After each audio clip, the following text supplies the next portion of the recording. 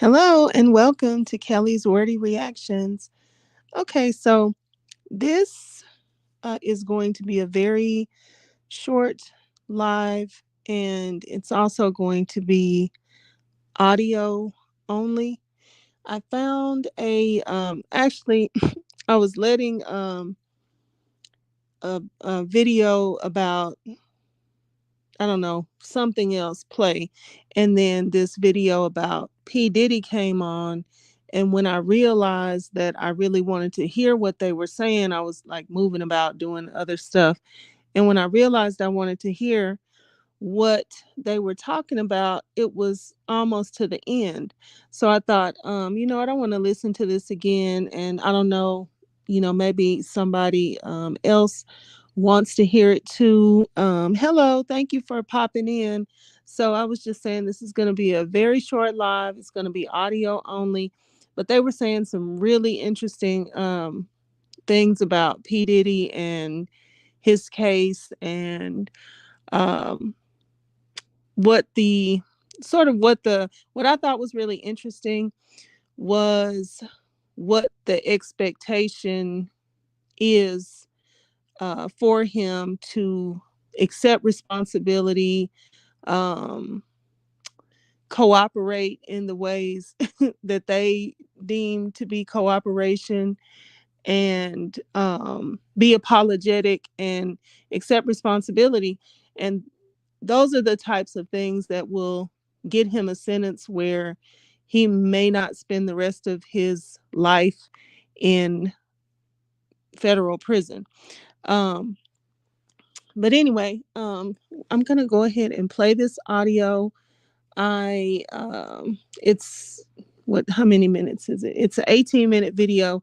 So just be forewarned. I'm not gonna show it. I'm not even sure if it's okay for me to show. It's coming from Law and Crime Network, so that's another reason why I don't know if I can.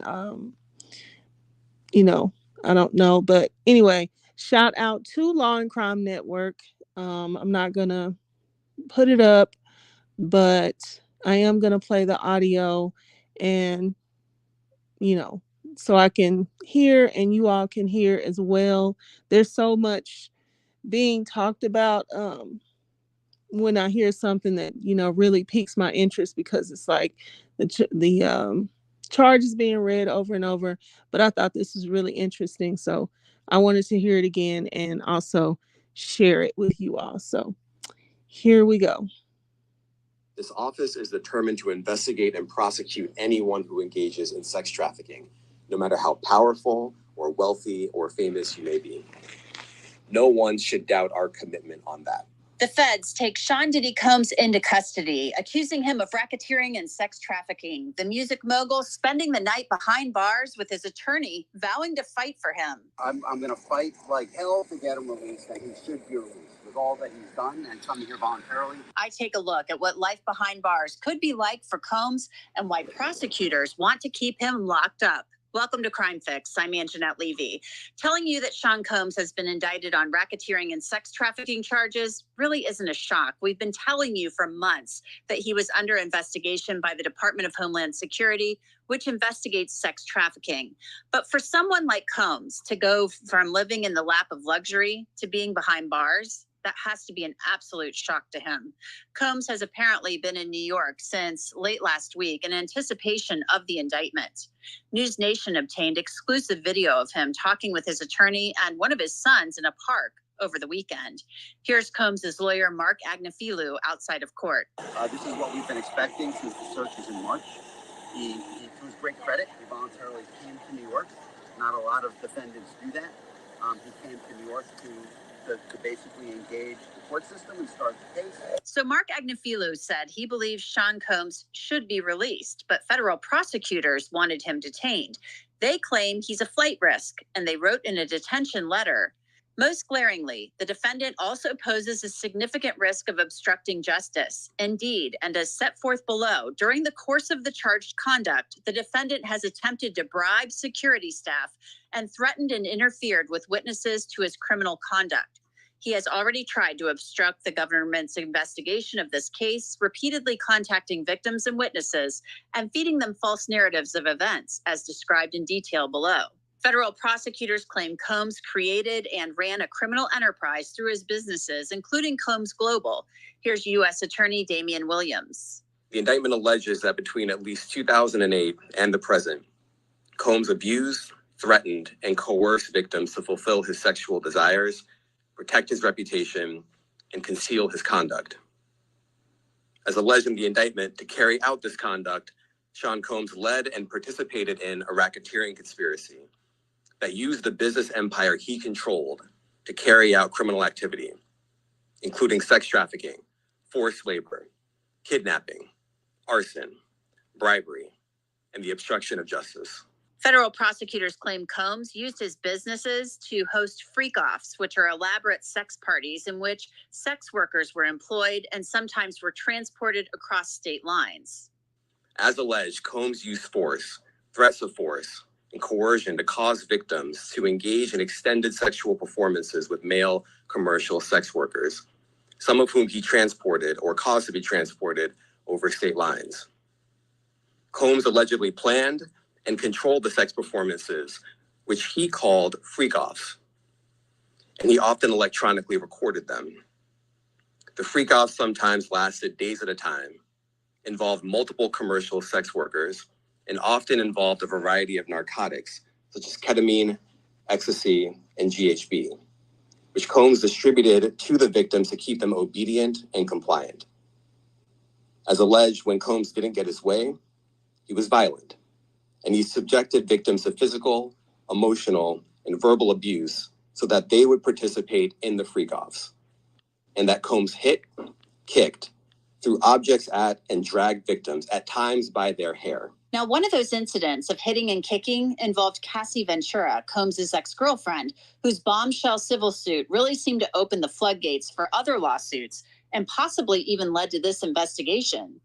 Cassie Ventura's attorney has said in the past that she was willing to cooperate with federal investigators. But now that Combs has been indicted, Ventura and her attorney, Douglas Wigder, are not commenting at all. The U.S. attorney went on to detail the incident involving Ventura, which was also detailed in a letter asking the judge to keep Combs behind bars until his trial. Combs kicked, dragged, and threw a vase at a victim in a Los Angeles hotel when the victim was attempting to flee. As alleged, these assaults often resulted in injuries to the victims, which took days or weeks to heal. In addition to the violence, the indictment alleges that Combs threatened and coerced victims to get them to participate in the freak-offs. He used the embarrassing and sensitive recordings he made of the freak-offs as collateral against the victims. And the indictment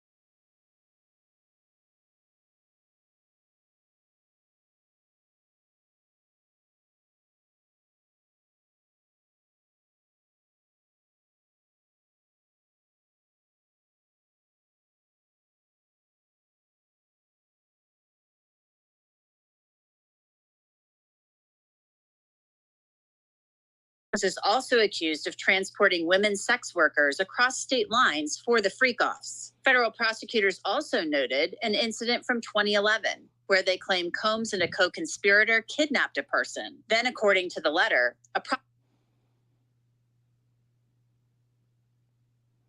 their physical appearance. Because of all of this, the kicked, dragged, and threw a vase at a victim in a Los Angeles hotel when the victim was attempting to flee. As alleged, these assaults often resulted in injuries to the victims, which took days or weeks to heal. In addition to the violence, the indictment alleges that Combs threatened and coerced victims to get them to participate in the freak-offs. He used the embarrassing and sensitive recordings he made of the freak-offs as collateral against the victims. And the indictment alleges that he maintained control over the victims in several ways, including by giving them drugs, by giving and threatening to take away financial support or housing, by promising them career opportunities, by monitoring their whereabouts, and even by dictating their physical appearance. Because of all of this, the indictment alleges that the victims did not believe they could refuse Combs without risking their security or facing more abuse. Federal prosecutors referenced that 2016 hotel incident with Cassie Ventura when asking the judge to keep Combs in jail, writing that he has a history of trying to bribe people. They wrote, when a member of hotel security staff intervened, the defendant attempted to offer the hotel security officer a stack of cash to ensure his silence. After the security guard refused the defendant's bribe, and after coordination between the defendant and his employees, the defendant's staff contacted other members of hotel security.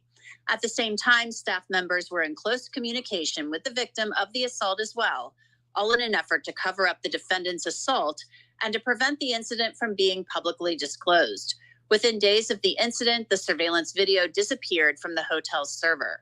Combs is also accused of transporting women sex workers across state lines for the freak-offs. Federal prosecutors also noted an incident from 2011, where they claim Combs and a co-conspirator kidnapped a person. Then, according to the letter, approximately 2 weeks later, the defendant's co-conspirators set fire to individual one's vehicle by slicing open the car's convertible top and dropping a Molotov cocktail inside the interior. Police and fire department reports extensively document the arson and conclude that the fire was intentionally set. Multiple witnesses would also testify the defendant bragged about his role in destroying individual one's car. Federal prosecutors also argued that Combs owned guns and has used them to threaten and intimidate people, and they cited photos of guns and magazines that they found in Combs's home. But Combs's lawyer argued he should be allowed to post bail, calling him eminently trustworthy. Mark Agnifilo proposed a $50 million bond package using Combs's Miami home as collateral.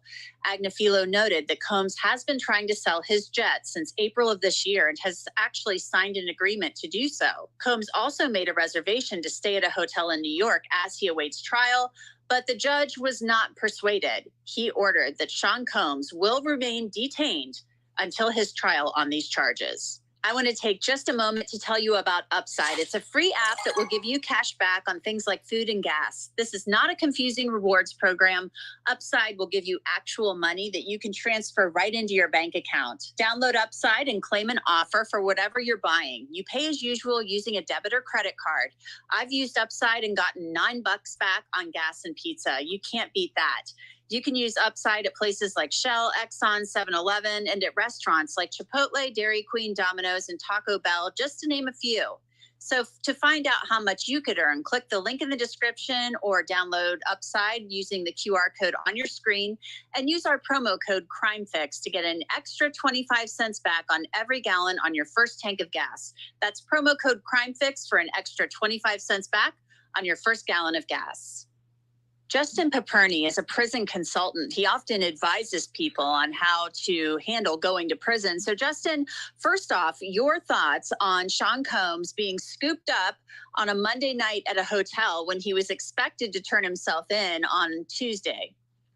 Well, he's in real trouble. This case has gone on, or the conduct has gone on for a very long time, 2008, and continuing till today, according to the government. Clearly, they think he's at risk to the community, which is why they're going to ask that he remain in detention. And I know part of the reason they like to arrest defendants who very willingly would go and surrender and turn themselves in.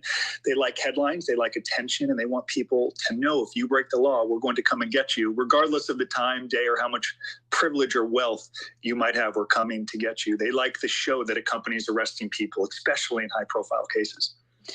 Even if Sean Combs knew he was going to be walking into a courthouse on a Tuesday, it still has to be a little bit of a shock.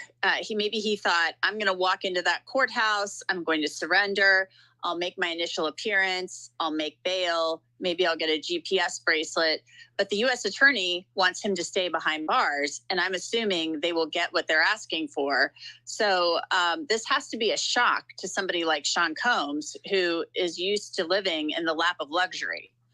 It's a shock for anyone, whether you're rich or not, but certainly when you have that level of wealth and things have gone your way for so long, and you tend to have, when you're rich and famous, a lot of enablers around you who tell you what you want to hear, including potentially lawyers who are telling him what he may want to hear. They make it seem like it's a formality he's going to get bond. He may still get bond with very heavy restrictions and inability to leave New York, with an ankle bracelet, monitoring at all times in his mansion. Some people make fun of home confinement because you can be in a mansion. This is not like a white collar crime. When people get indicted in a white collar crime, the headline will say they're looking at 40, 50 years in prison. Then they get sentenced and it's 18 months or 2 years. They love the headlines in this case with racketeering and fraud and arson and everything that's been alleged. When they say 30 or 40 years, that's no joke. It could be 30 or 40 years in prison if convicted, and not in these cushy minimum security camps. He will be on a higher security prison labeled a sex offender, which presents a whole slew of problems. So his only goal right now is somehow, some way to remain free,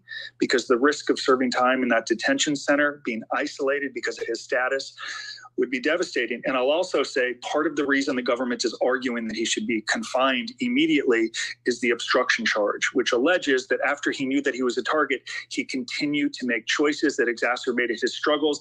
They say he's a menace, Your Honor. We need him in custody. The racketeering conspiracy charge alone carries a life sentence or a maximum penalty of up to life in prison. So, I mean, this is about as serious as it gets. I think a lot of people, though, after this long of an investigation, I mean, it had been going on since March. The feds have more than a 90% conviction rate. So they always have their ducks in a row when they issue an indictment.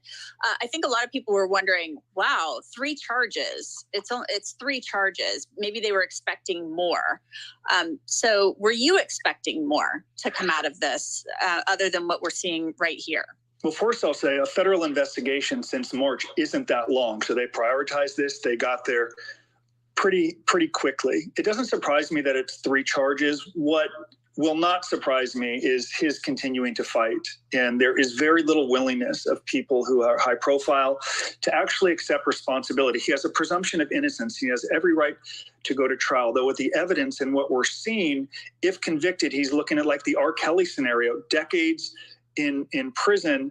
And I hope at some point, if the evidence is so overwhelming, he can say, if I've done something wrong and created victims, how can I make amends beyond just scratching checks? This is also devastating for my family. Is there some path to accept responsibility and plead guilty? Because if he's able to do that, he sets himself up for a scenario where he might not spend the rest of his life in prison, can actually have some freedom and begin to get on the right side of the law and identify with people that he's hurt. The issue is Sam Bankman-Fried, Elizabeth Holmes, so many people, R. Kelly, despite overwhelming evidence, they continue to go down this path of going to trial, claim that they are the victim, and if and when they lose, a sentence that could be 10 or 15 years. I'm not saying 10 or 15 years isn't a long time, but it's not 40 years or 30 years, which could be in his path, and they'll really get tight for him, I suspect, in time, once a lot of these enablers, you read all about him in the indictment, enabled the conduct, turned the other way, his partners, business partners, they didn't want to lose their job, the fame that accompanies working with him.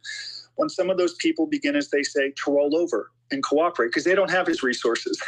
So at some point they need to say, I need to get on with my life, and I don't want to serve 10 or 20 years in prison. What can I do to potentially get a shorter sentence, accept responsibility? And if that means cooperating against Sean Combs, so be it. And you can expect those things to happen. The government's very good at getting people to cooperate, and that can induce some people to plead guilty, though I suspect he's taken it all the way to trial. Well, and I was going to ask you about that, about the so-called enablers mentioned in the indictment. I mean, he didn't, according to the U.S. attorney, do this by himself. There was an enterprise that takes more than one person. And he's having, according to the U.S. attorney, people shipped in for these freak-offs. I mean, the freak-offs feature very prominently in this indictment. So he didn't do all of this by himself. He wasn't hanging out, handing out drugs by himself to participants, giving IV fluids to freak off participants. I mean, this was going on with the assistance and the help of a lot of people. We already know that Brendan Paul, the guy accused of being his drug mule, has entered a plea in Florida, so he may be cooperating. Do you expect that other people already are cooperating if they aren't, or will be soon? Because this has got to send a chill down the spine of a lot of people who were in his orbit. You said that you expect people to be cooperating, but do you think there may already be people cooperating? I think people are already cooperating and help them build their case so quickly. When the FBI shows up, I know because they showed up to my home, one of the first questions they'll ask is there anything you'd like to tell us? That's an opportunity to give the government everything you possibly have with the hopes of getting what's called a 5K1 in the federal system, a cooperation letter to the judge expressing why this defendant is worthy of a shorter sentence. So certainly people are cooperating. And we can't forget, people are enamored with celebrity and stardom in this country. When you have power and influence, and you have people who sense an opportunity to make a living and live a lifestyle they never could have imagined, it's easy to rationalize their conduct. I work for him. It's his decisions. I don't want to lose the payday. These people are complicit. They're a part of it. And oftentimes these people in retrospect will say, I made bad decisions. So they're going to get a shorter sentence because they cooperated, and they did what so many high profile people failed to do: apologize. In these statements from lawyers and Sean Combs, there is very little identification with victims. Even his former girlfriend, he only eventually apologized after it came out on film that he had beat her. Even in that, it was self-serving. I think he said God or someone forgave him. So it tends to all be about him, and it doesn't help when you have the lawyers enabling the conduct. The lawyer said with all he's done, he should remain free. What has he done since 2008 to demonstrate that he lives as a law-abiding citizen according to the government? And lastly, I'll say, oftentimes people will plead guilty in federal court, get a shorter sentence because the judge will say, this went on over a month or two, was a crime of passion. You embezzled money 3 times, it was wrong, you're going to be held accountable. They're alleging 16 years. So you can't allege this is out of character for him. Here's what the government's going to say. This is his character to victimize other people. And worse, he fails to accept responsibility. He makes it all about himself. And that's why he's looking at decades in prison. Do you expect more to come out of this? The U.S. attorney said this is an ongoing investigation, urged people to come forward. Do you expect a superseding indictment? Is this just the beginning? I can't predict if more superseding indictments are coming, but certainly I think people they're cooperating, and therefore they're lawyering up. They're sitting in their home somewhere thinking, do I go to them, or are they going to come to me? Are they going to come and raid my home at 6 a.m. with the guns and the helicopters and take me into detention? And maybe they don't have the resources to post bond, or the lawyers advocating on their behalf. So more is coming. And I can tell you, from having just a dude that served a measly 18 months in a minimum security camp a long time ago, the hardest part is the waiting and wondering, are they coming? And if they come, what does that mean? And if they arrest me and I plead guilty, how long will I serve in prison? And I will say again, these sorts of crimes, look at where, R. Kelly is serving time. It's not in a camp. They're in higher security prisons where you're locked down, oftentimes isolated because the stigma that accompanies this sort of crime. So yes, people are freaked out and they're worried about what's coming next. Well, we will watch. We will continue to watch. Justin Paperny, thank you so much. Thank you for having me on. And that's it for this edition of Crime Fix. I'm Anjanette Levy. Thank you so much for being with me. I'll see you back here next time.